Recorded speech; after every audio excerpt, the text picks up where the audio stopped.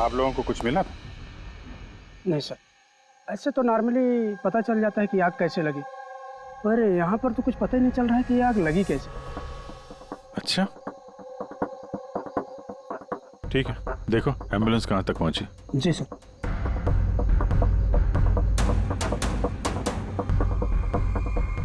बहुत बुरी तरह से झुलस गया।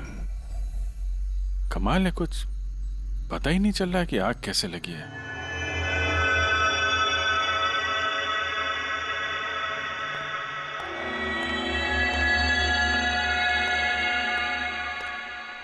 कैसे हुआ ये सब? सब कुछ तो बिल्कुल ठीक था, पता नहीं ये आग कहाँ से लग गई। इतने सारे लोगों की बद्दुआएं तो लगेंगी ना। क्या कहा तुमने? पता चला था सर कि दिलीप साहब किसी कोर्ट के केस में फंसे हुए थे। काफी बड़ा चक्कर था, लेकिन अभी कुछ दिन पहले छूट भी गए थे। काफी लोग नाराज भी थे इस बात से। कहीं इसी चक्कर में किसी ने दिलीप को मार तो नहीं दिया? नहीं, कोर्ट ने बरी कर दिया था मेरे पति को, उन्होंने कुछ भी नहीं किया। क्या केस क्या था? 9 साल पहले जीजू के थिएटर में आग लग गई थी, जिसके कारण कुछ लोगों की मौत हो गई थी और सारा इल्जाम जीजू पर आ गया था। ऐसे कैसे हवा में आग लग सकती है? जरूर किसी की प्लानिंग है। किसी पे शक है आप लोगों को? कौन कर सकता है? कोई भी कर सकता है, अनीता भी कर सकती है। कौन कौन अनीता? टोनी की वाइफ, और वो आज यहाँ आई भी थी।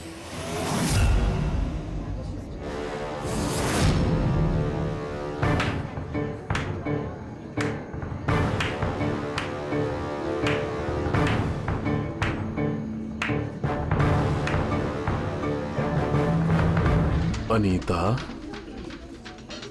दूसरों का घर बर्बाद करके अपने परिवार के साथ खुशियां मनाई जा रही हैं। वेरी गुड, वेरी गुड, वाह। लेकिन एक बात याद रखना, उन लोगों की तरह तुम भी तड़प तड़प के मरोगे। सिक्योरिटी! ए चुप! आवाज नीचे। निकालो उसको बाहर, निकालो! आउट! लगता है तुम दोनों अपने अंजाम से वाकिफ नहीं। तुम्हारा बुरा समय अब शुरू हो गया है, याद रखना। तूने जो किया है ना मेरे टोनी के साथ, याद रखना, इसके बाद तू नहीं बचेगा। सुना तूने? ले जा इसको। तू नहीं बचेगा, नर्क में चलेगा तू। अरे देख क्या रहा है, ले जा इसे। नर्क में चलेगा तू, तड़प तड़प के चलेगा, याद रखना। अरे जा।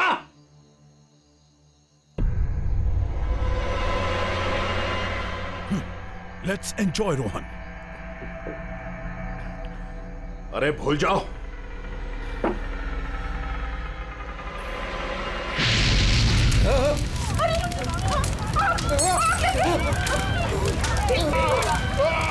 दिलीप और रोहन जिस केस में फंसे थे, उसी केस में कोर्ट ने टोनी को सजा दी थी। अच्छा, किस किस को पता था कि आप लोग यहाँ रेस्टोरेंट में आने वाले हैं? पता नहीं सर। अच्छा, दिलीप जी के आने से पहले इस चेयर के आसपास किसी को देखा था क्या? किसी अनजान आदमी को? नहीं सर, किसी को नहीं देखा सर। ये टेबल किसने रिजर्व किया था? दिलीप जी का फोन आया था, कह रहे थे कि हमारे लिए टेबल रिजर्व रखो। हमेशा यहीं बैठते थे, इसी टेबल इसी चेयर पर, रेगुलर कस्टमर थे हमारे। किसी को पहले से पता था कि दिलीप यहाँ इसी टेबल पे बैठेगा? सर, कुर्सी के पास तो ऐसी कोई चीज नहीं है जिससे आग लग सकती हो। कमाल की मिस्ट्री है यार। सीसीटीवी कैमरा,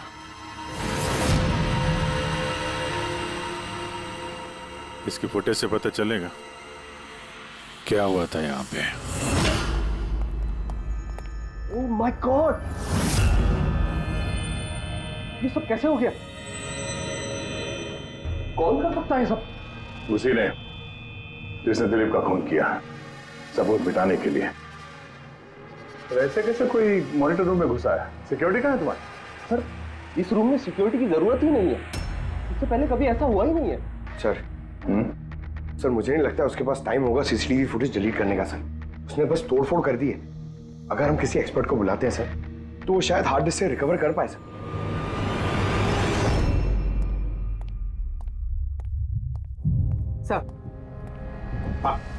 सर 9 साल पहले दिलीप और रोहन का एक थिएटर था जिसमें आग लग गई थी। एग्जिट और एंट्री डोर बंद होने की वजह से इस आग में 12 लोग जल के मर गए। विक्टिम्स की फैमिली ने केस किया तो इन्वेस्टिगेशन में पता चला कि उस वक्त एक गार्ड ड्यूटी पे था। हाँ, टोनी। हाँ सर, कोर्ट में साबित हो गया कि टोनी ने बहुत शराब पी रखी थी और शराब के नशे में वो इतना धुत था कि वो इमरजेंसी एग्जिट भी खोल नहीं पाया। हाँ, मगर टोनी की बीवी अनीता ये मानने को तैयार ही नहीं कि गलती टोनी की है। सर सिर्फ उसका ही नहीं, बहुत सारे न्यूज़पेपर आर्टिकल्स ने भी कोर्ट के इस फैसले के खिलाफ आवाज उठाई थी। जब ये हादसा हुआ था उस वक्त दिलीप और रोहन के खिलाफ सॉलिड एविडेंसेस थे, लेकिन फिर केस चलता रहा। 9 साल हो गए। कुछ विटनेसेस ने गवाही बदल दी और कुछ कंट्री से बाहर चले गए। सर, दिलीप और रोहन ने जरूर पैसे और पावर का इस्तेमाल किया होगा और यह बात टोनी को पता चल गई होगी। उसी ने भेजा होगा अनीता को दिलीप को मारने के लिए। पर फ्रेडी, जब अनीता वहां थी ही नहीं तो आग लगाई कैसे? नहीं, सिक्योरिटी वालों ने तो उसे बाहर निकाला था रेस्टोरेंट में से। ऐसी कौन सी चीज है जो अचानक आग लग सकती है? सर शायद डॉक्टर सालुन के हमारी मदद कर सके, या फिर अनीता।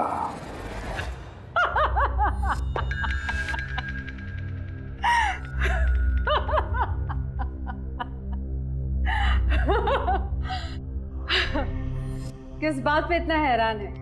मेरी हंसी पे या दिलीप की मौत पे? दिलीप की मौत पे तुम इतना खुश क्यों हो रही हो?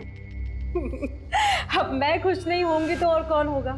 कल रात रेस्टोरेंट से निकलने के बाद तुम कहाँ गई थी? जेल, अपने पति से मिलने।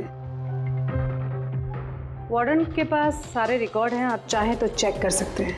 वो तो हम करेंगे, और ये भी कि आखिर तुमने वो आग लगाई कैसे?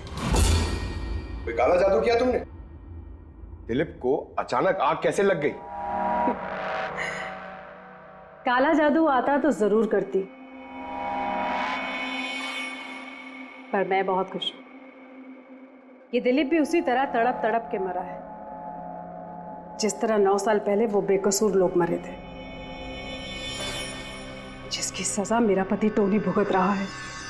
तुम ये कैसे कह सकती हो कि टोनी की गलती नहीं थी? तुम तो वहां थी नहीं।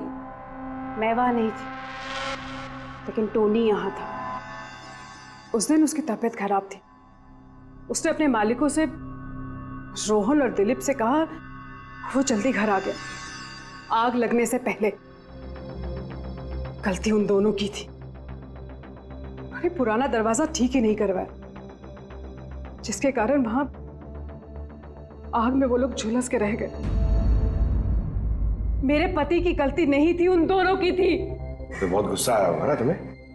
दोनों को मारने का भी मन किया होगा? 12 लोग मरे हैं वहां। मुझसे कहीं ज्यादा गुस्सा उन लोगों के परिवार वालों को आया होगा,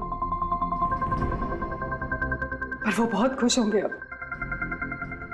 दिलीप की मौत की खबर सुन के। बहुत खुश होंगे। वो लोग और भी खुश हो जाएंगे जब रोहन चल के मरेगा।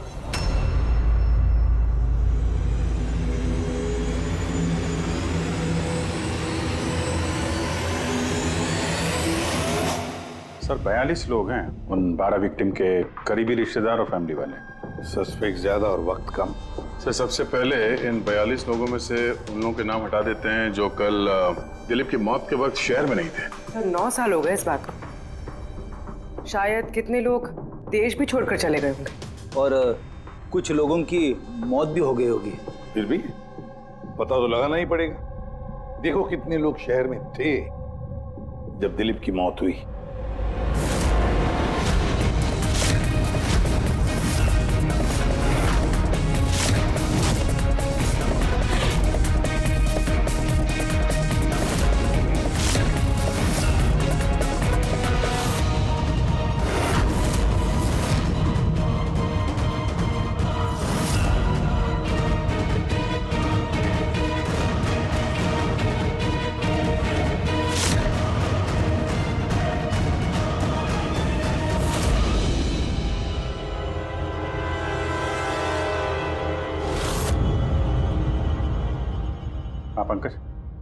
कितने बजे? 27 लोग हैं सर जो उस वक्त शहर में थे और उनके पास दिलीप को मारने की वजह थी। ठीक है, बुलाओ सबको ब्यूरो में, देखते हैं क्या कहानी सुनाते हैं ये लोग अपनी बेगुनाही की। जेम्स, तुम्हारे पिताजी 9 साल पहले थिएटर में लगी आग में जलकर मर गए, है ना? Yes sir. आपके हस्बैंड फिल्म अकेले देखने गए थे? उस दिन मैं बिजी थी, इसलिए वो अकेले ही चले गए। कल रात कहाँ पर थे तुम? सर मैं अपने फ्रेंड्स के साथ था। सर मैं पासपोर्ट ऑफिस गया था। उन दोनों को मैं ऐसे बच के नहीं जाने दूंगी। तो क्या किया तुमने? सोचा कि दिलीप से फेस टू फेस मिलूंगा और उससे पूछूंगा कि तुमने ऐसा क्यों किया। सर उसके बाद मैं अपने फ्रेंड के साथ घर पे गया। मैं अपनी वाइफ के साथ मॉल में था। सर आप मेरे फ्रेंड से पूछ सकते हैं। सर मैं उससे मिलता तो रेस्टोरेंट तक जिंदा नहीं पहुंच पाता। दिलीप को उसके किए की सजा मिल गई। मुझे मालूम चला रेस्टोरेंट से कि दिलीप के साथ क्या हुआ तो दिल को सुकून मिला सर। अब बचा रोहन, उसको भी उसके किए की सजा जरूर मिलेगी। अब इन 27 लोगों में से उन लोगों के नाम रहने दो जो घुमा फिरा के जवाब दे रहे थे और जिन्होंने अपने जवाब पहले से ही तैयार करके रखे थे।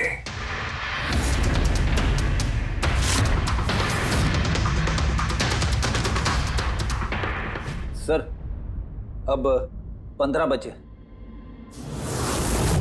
अब इन 15 लोगों को उस दिन के बारे में पूछते हैं जब 9 साल पहले थिएटर में आग लगी थी। देखते हैं किसे सबसे ज्यादा गुस्सा आता है, कौन मुंह फेर लेता है। सर मेरा भाई 10वीं पास हो गया था। उसने कहा पार्टी देनी है, दोस्तों को पिक्चर दिखाना है, पैसे दो। सर मैंने वो पैसे उसे दे दिए। काश वो पैसे मुझे उसे देने नहीं चाहिए थे सर। जिसने भी ये किया बहुत अच्छा किया। आज मैं खुश हूं, आज मैं बहुत खुश हूं। कुमार साहब आप यूनिवर्सिटी में फिजिक्स के प्रोफेसर हैं, है ना? Yes sir, head of the department physics. लेकिन मेरे खुद के बेटे को पढ़ाई में कोई इंटरेस्ट नहीं था। बहुत डांटता था मैं उसे, लेकिन अनिकेत के ऊपर कभी कोई फर्क नहीं पड़ा। एक नंबर का बदमाश बन गया था वो। उस दिन भी वो कॉलेज से बंक करके दोस्तों के साथ फिल्म देखने चला गया और सर और वापस घर पे कभी नहीं आया। हिमेश, राइट, कॉन्ट्रैक्टर हो ना तुम? हाँ सर। हिमेश, 9 साल पहले तुम अपनी पत्नी के साथ फिल्म देखने गए थे उस थिएटर में। नई शादी हुई थी मेरी। सलोनी के साथ फिल्म देखने के लिए गया था। उसको भूख लगी थी, मैं समोसे लेने के लिए बाहर गया।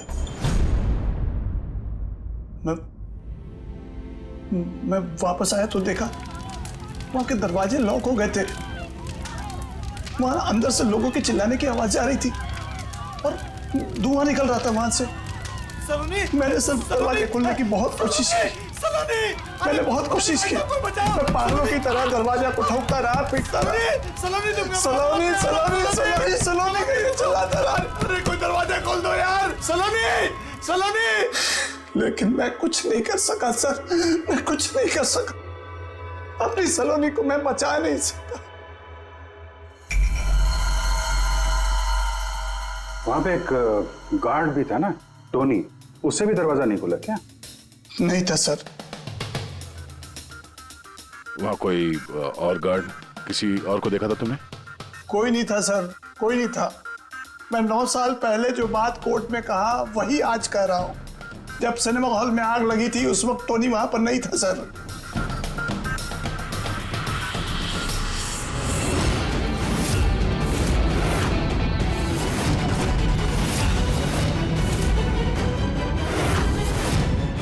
सर ये हैं हमारे फाइनल 15 सस्पेक्ट जो दिलीप को मार सकते हैं। सो कॉप्स कह रहे थे कि फायरमैन को भी पता नहीं चला कि आग का एग्जैक्टली सोर्स क्या था। उन लोगों को तो जनरली ढूंढ कर पता चल जाता है। कि वहां पर ऐसी कौन सी चीज थी जो तुरंत आग पकड़ती है, लेकिन उन्हें पता नहीं चला। उन्हें पता नहीं चला। उन्हें इसलिए पता नहीं चला क्योंकि उस चीज की ना तो कोई खुशबू थी ना कोई रंग था। Exactly sir. मतलब अगर लिक्विड होता ना तो इस दिलीप को पता चलता जब वो चेयर पे बैठता, उसे फील होता। और अगर पाउडर होता तो हमें टेस्टिंग में पता चल जाता। इसका मतलब ये तो गैस, जिसका मतलब ये गैस है। गैस? तो इसीलिए उस फायरमैन को पता नहीं चला कि किस चीज से आग लगी है। इनफ्लेमेबल गैस बॉस, जिसे सिर्फ एक स्पार्क की जरूरत होती है आग पकड़ने के लिए। अच्छा, मुझे एक बात समझ में नहीं आ रही है। दिलीप इस कुर्सी पर बैठा था तो गैस कुर्सी पर आई कहां से? कुर्सी से ही। क्या? कुर्सी से? वो ऐसे बॉस, जिस चेयर पे ये दिलीप बैठा था उसके नीचे की तरफ किसी ने ज्वलनशील गैस का स्प्रे किया हुआ था। मरते वक्त दिलीप के कांटेक्ट में दो चीजें थी। एक तो ये चेयर जिस पे वो बैठा था और एक वाइन का ग्लास जो उसने हाथ में पकड़ा हुआ था। हमने ये दोनों चीजें चेक की तो इस चेयर के ऊपर से हमें इनफ्लेमेबल गैस के कुछ ट्रेसेस मिले।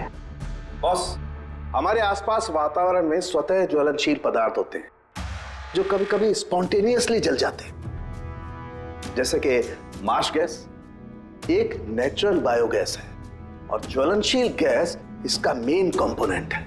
मतलब इनफ्लेमेबल गैस कभी भी हवा में ऐसे ही जल जाती है? नहीं फ्रेडी, अपने आप नहीं।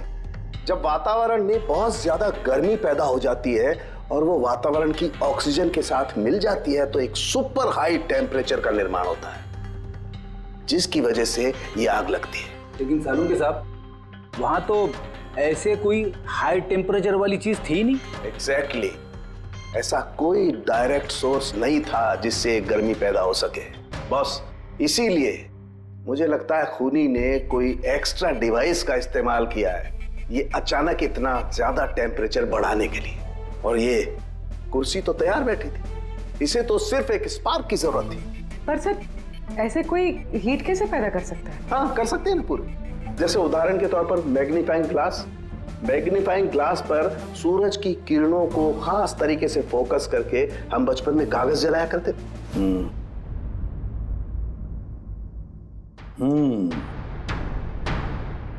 लगता है इस रेस्टोरेंट में फिर से जाना पड़ेगा। पता लगाना पड़ेगा किस चीज से आग लगी है।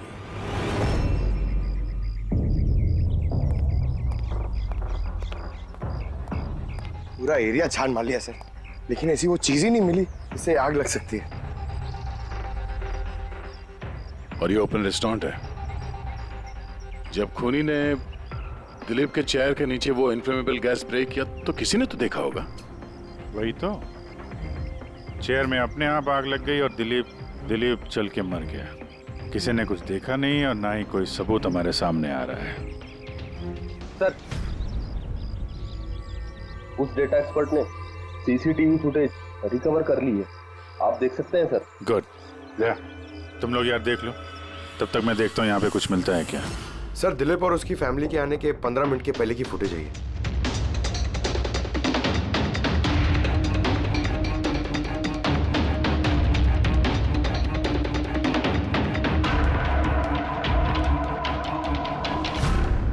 ये कुर्सी चेंज कर रहा है। इसका कोई दूसरा एंगल है क्या इसी टाइम का? चेक कर। एक मिनट सर।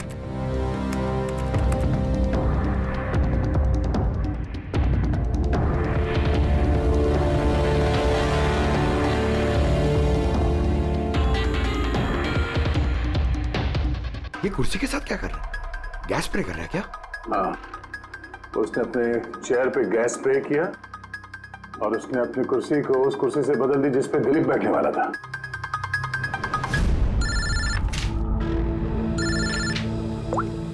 आ गया। अच्छा, great, good work, good work. क्या हुआ सर? जिसने भी दिलीप की कुर्सी के साथ छेड़खानी की ना, उसका पता चल गया है। वो एक आदमी है, उसका मिलता जुलता हुलिया भी मिला है। अब देखते हैं, दया भेजने वाला है फोटोग्राफ।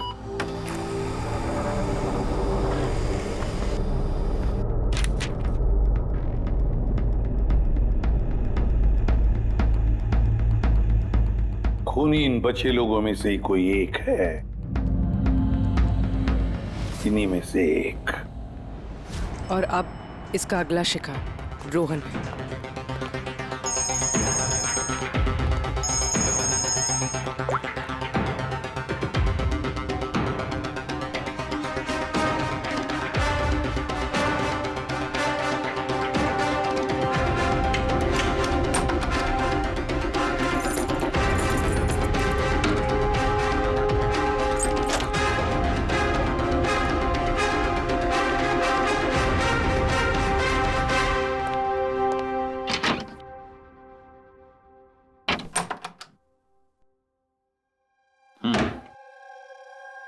मुझे लगता है कोई मेरी और दिलीप की रिहाई से खुश नहीं है।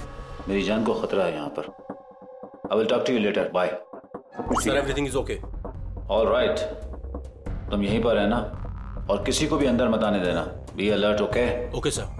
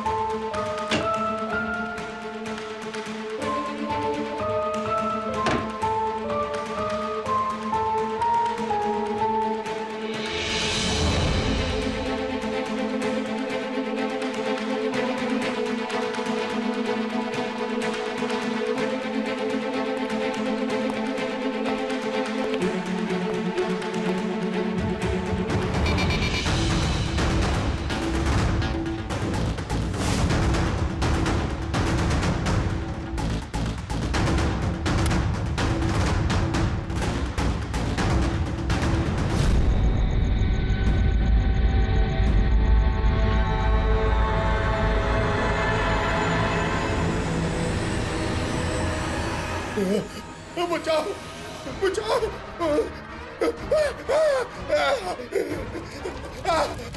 बचाओ, परे परे, बचाओ बचाओ, कोई है?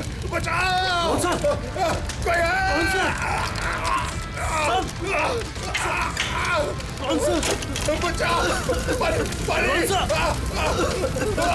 कौन सा?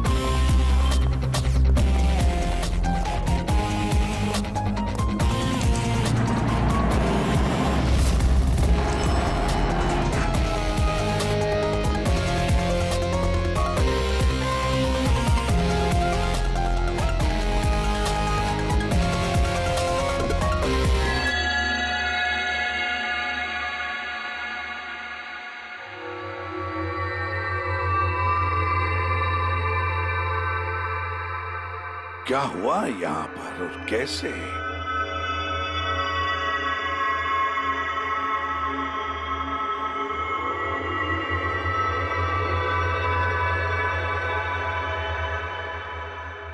यहाँ पर भी और किसी किस्म की कोई स्मेल नहीं, सिवाय इस जली हुई लाश की बदबू के। यानी ये मर्डर भी इन्फ्लेमेबल गैस से हुआ है? शायद। ये सब हुआ कैसे? हाँ? सर मैं रोहन सर का बॉडीगार्ड हूं सर। अच्छा, तो फिर ये आप लोग कहाँ थे जब ये सब हुआ? सर रोहन सर ने मुझे बाहर निगरानी के लिए कहा था, तो थोड़ी देर के बाद सर उनके चिल्लाने की आवाज आई तो मैं उनके कमरे की तरफ भागा, लेकिन सर दरवाजे के चारों तरफ से धुआं देखा तो मैं दूसरी चाबी से दरवाजा खोल के अंदर गया तो देखा कि सर रोहन सर जले पड़े थे। आप लोगों को भी कुछ पता नहीं है? कमाल है, कमरे के अंदर कोई लीड नहीं मिला, शॉर्ट सर्किट नहीं हुआ है, ये पर्दा अंदर से बंद है, ये विंडोज परमानेंटली क्लोज्ड है, कोई बाहर से अंदर भी नहीं आ सकता। अब बाहर से अंदर कोई व्यू भी नहीं है, कोई देख नहीं सकता, तो फिर आदमी मरा कैसे? इससे लगी है आग बॉस।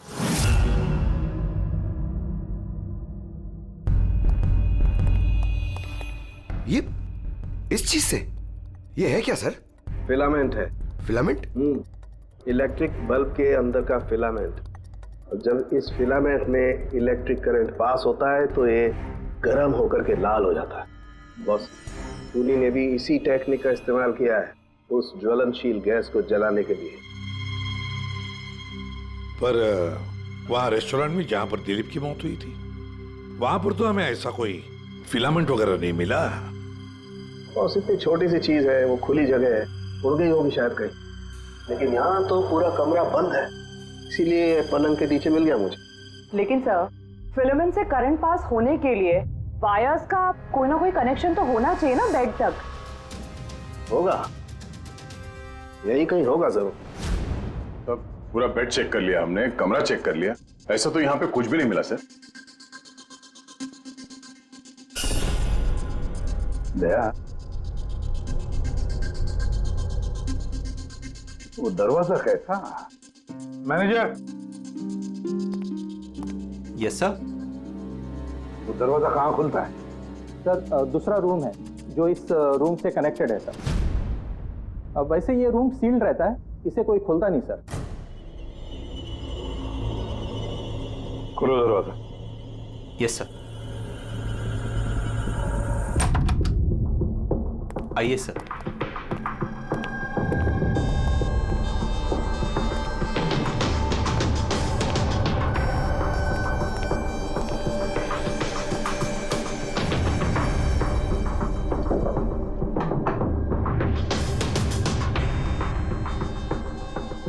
मैनेजर साहब, किसका कमरा है ये? कौन रहता है इस कमरे में? गेस्ट है कोई सर, डिटेल्स चेक करनी पड़ेगी। मंगाओ। Okay sir.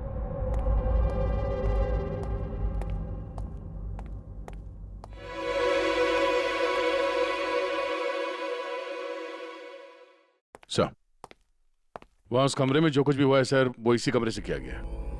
लेकिन अगर करंट इस रूम से पास किया गया है तो यहाँ से उस बेड तक कोई ना कोई वायर तो होनी चाहिए ना। और अगर वायर अगर होती तो बॉस रोहन को दिखाई भी देनी चाहिए। हाँ, शायद उसके बॉडीगार्ड ने भी देखा हो। बुलाओ उसके बॉडीगार्ड को। आप आया।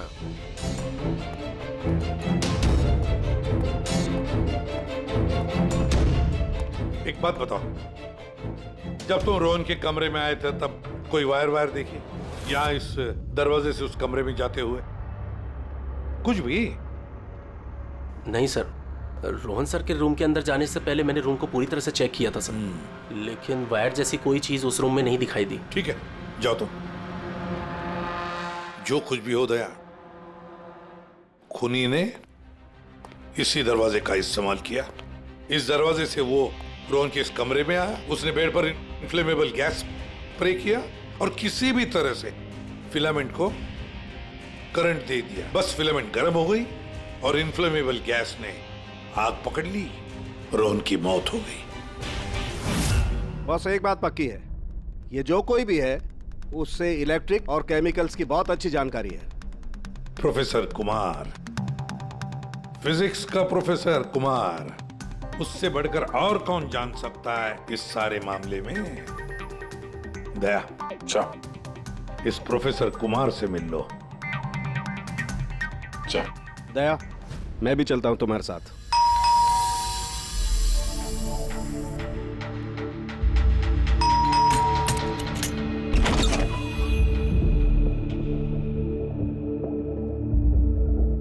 प्रोफेसर कुमार है घर पे? हाँ है, लेकिन आप लोग? सीआईडी। सीआईडी?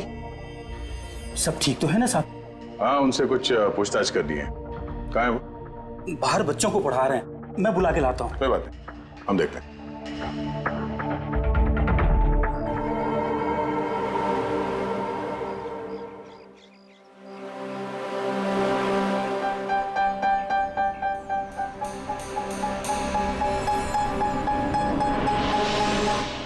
मिस्टर कुमार, हमें आपसे कुछ पूछताछ करनी है। पूछिए, क्या पूछना है? इसे पहचानते हैं आप? ये तो फिलामेंट है। गुड, सही पहचाना आपने। आपको पता ही है फिलामेंट हमें कहाँ से मिला? ये तो आप ही को पता होगा कहाँ से मिला आपको। रोहन के बेड के नीचे से। कल रात उसी बेड पे रोहन जल के मर गया। व्हाट? रोहन की भी डेथ हो गई? कल रात आप कहाँ पर थे? रात 9 से लेकर सुबह 3 बजे तक। आप मुझ पर शक कर रहे हैं? ये हमारे सवाल का जवाब नहीं हुआ मिस्टर कुमार। कल मैं पूरा दिन और पूरी रात घर पे ही था। कोई गवाह? जी हाँ, मेरा नौकर रामू और विकास। Please come here.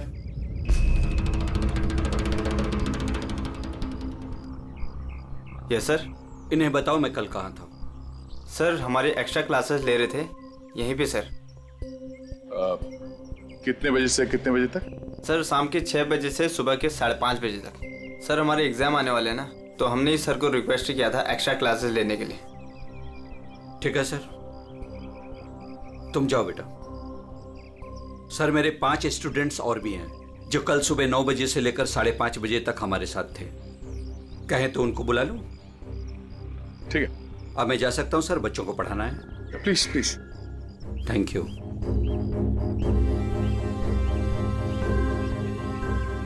हाँ तो बच्चों में ये कह रहा था कि बिना सोल्डरिंग वायर के भी हम मदरबोर्ड फिक्स कर सकते हैं with the help of adhesive conductor.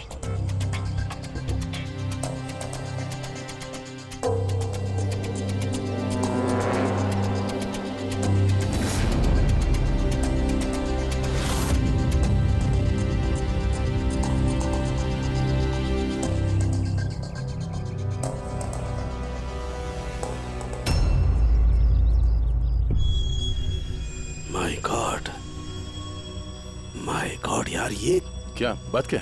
अरे यार, ये गलती मुझसे कैसे हो गई? क्या? गॉड, बूढ़ा हो गया हूं मैं, बूढ़ा हो गया हूं मैं। एक काम करो, 1 घंटे बाद फॉरेंसिक लैब में मिलो, कुछ बताऊंगा। 1 घंटे बाद। अरे वो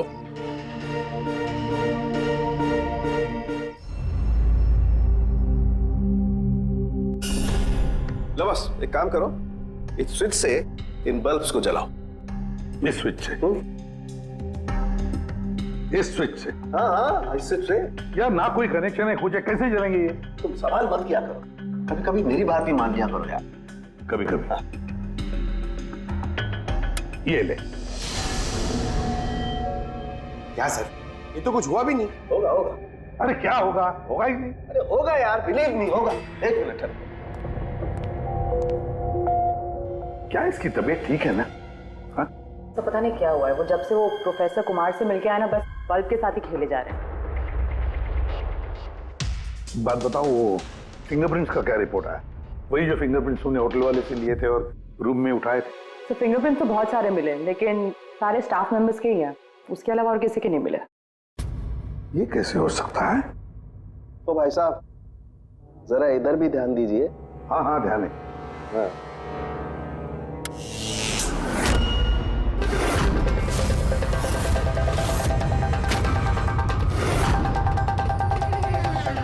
अरे सर, ये बल्ब जलने कैसे लगे? क्या बात है सालूंके साहब, बिना वायर के सारे बल्ब जला दिए। लेकिन सालूंके साहब, ये सब आपने किया कैसे? ठीक वैसे ही हुआ ये फ्रेडी, जैसे कि खूनी ने किया था उस दिलीप की कुर्सी पे और रोहन के बेड पे। जादूगर सालुंखे, जरा साफ साफ बताइए, आपने ये किया कैसे? करंट क्या हवा में से आया? हवा में से नहीं आया बॉस, करंट आया है इलेक्ट्रिक पेंट के जरिए। Electric paint? हाँ, इलेक्ट्रिक पेंट। दरअसल बिजली के जो तार होते हैं वो मेटल के होते हैं, और metal is a good conductor of electricity, इसीलिए करंट उनमें से पास होकर के जाता है। ठीक इसी तरीके से कुछ पेंट भी होते हैं जिन्हें हम इलेक्ट्रिक पेंट कहते हैं, और ये भी गुड कंडक्टर ऑफ इलेक्ट्रिसिटी होते हैं। इनमें से भी इलेक्ट्रिसिटी पास हो सकती है, और कमाल की बात यह है कि ये किसी भी कलर में मिल सकते हैं। जो आसानी से किसी भी बैकग्राउंड में मर्ज भी हो सकते हैं। ओह, इसीलिए हमें होटल रूम में और रेस्टोरेंट में कुछ दिखा नहीं सर। Exactly that. खूनी ने दरअसल होटल के कमरे का और रेस्टोरेंट के फ्लोर का दोनों का कलर इस कलर के साथ मैच किया, इसीलिए हमें दिखाई नहीं दिया। तो ये इलेक्ट्रिक करंट, आई मीन ये जो इलेक्ट्रिक पेंट है, ये आसानी से मिल जाता है? हाँ, मिल जाते हैं। दरअसल इलेक्ट्रिक सोल्डरिंग और रिपेयरिंग के काम में आते, और इनकी सबसे बड़ी खासियत ये है कि ये आमतौर पर नंगी आंखों से दिखाई नहीं देते, सिर्फ इंफ्रारेड लाइट में ही ये दिखाई देते हैं। मैं दिखाता हूँ।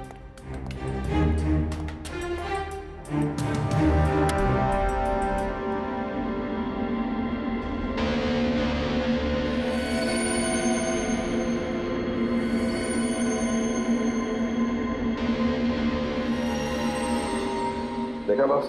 हाँ, खूनी ने भी ऐसे ही इस इलेक्ट्रिक पेंट का इस्तेमाल किया और ये सर्किट बनाया।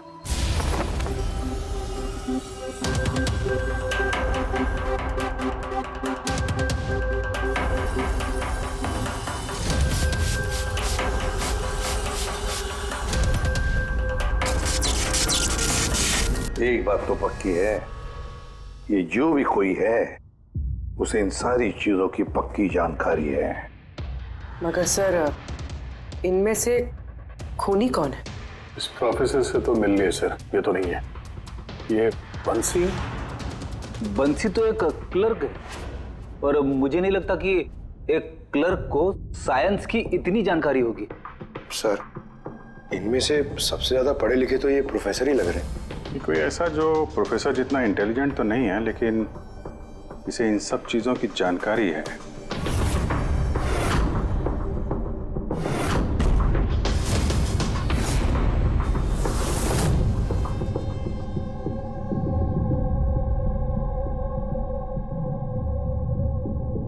वो ये है अभिजीत, ये है वो।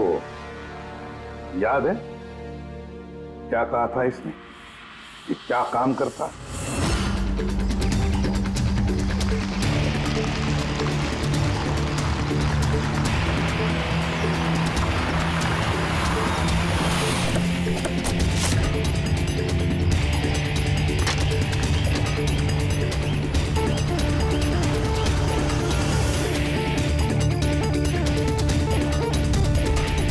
चले ससुराल।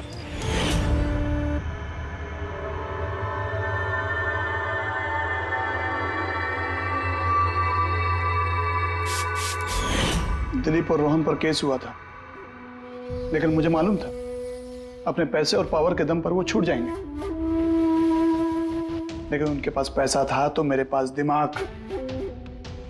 कई महीनों तक उनका पीछा किया, वो कहां जाते हैं, क्या करते हैं, किससे मिलते हैं, सब कुछ। आखिर मैंने दोनों को मारने की तरकीब ढूंढ ही निकाली, इलेक्ट्रिक पेंट्स और सर्किट्स के जरिए। ये दोनों के बारे में मुझे अच्छी खासी जानकारी थी। बस दे दी दोनों को सजा, दोनों को मार दिया जिंदा जलाकर, जैसे उन्होंने मेरी सलोनी को मारा था। हिमेश, तुम्हारी पत्नी के साथ जो कुछ भी हुआ उसका हम सबको अफसोस है, लेकिन दिलीप और रोहन को मारकर तुम्हें क्या मिला? क्या तुम्हारी पत्नी वापस आ गई? बदले की आग में तुमने 2 लोगों की जानें ली। कानून तुम्हें कभी माफ नहीं करेगा, तुम्हें कड़ी से कड़ी सजा होगी।